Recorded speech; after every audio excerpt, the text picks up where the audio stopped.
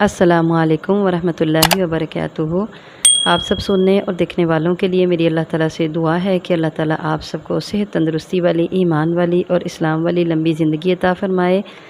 تو الحمدللہ اللہ کے فضل و کرم سے آج انشاءاللہ العزیز ہم پڑھیں گے کتاب عمدۃ الاحکام کا باب غسل جنابت اور لیسن نمبر 34 اور حدیث نمبر بھی 34۔ آئیے سٹارٹ کرتے ہیں۔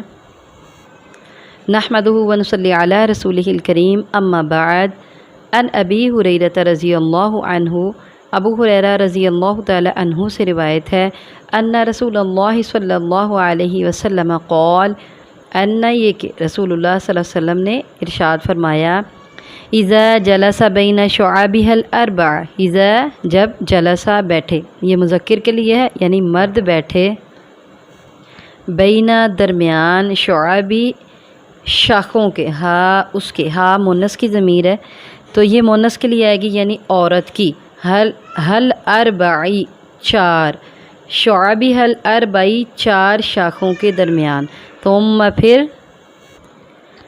جہدہ مشقت میں ڈالے اس کو، کی ضمیر پھر مونس کے لیے ہے، جہدہ مشقت میں ڈالے یا پھر ملاپ کرے، صحبت کرے، اس سے وجب تو واجب ہو جاتا ہے، وجب الغسل غسل واجب ہو جاتا ہے۔ وفی لفظ لمسلم، اور مسلم کی ایک روایت میں ہے، وَإِن لَمْ يُنزِلْ، وَإِن اور اگرچہ، لم ينزل نہ انزال ہو، رواہ البخاری و رواہ مسلم، یعنی بخاری اور مسلم کی یہ روایت ہے۔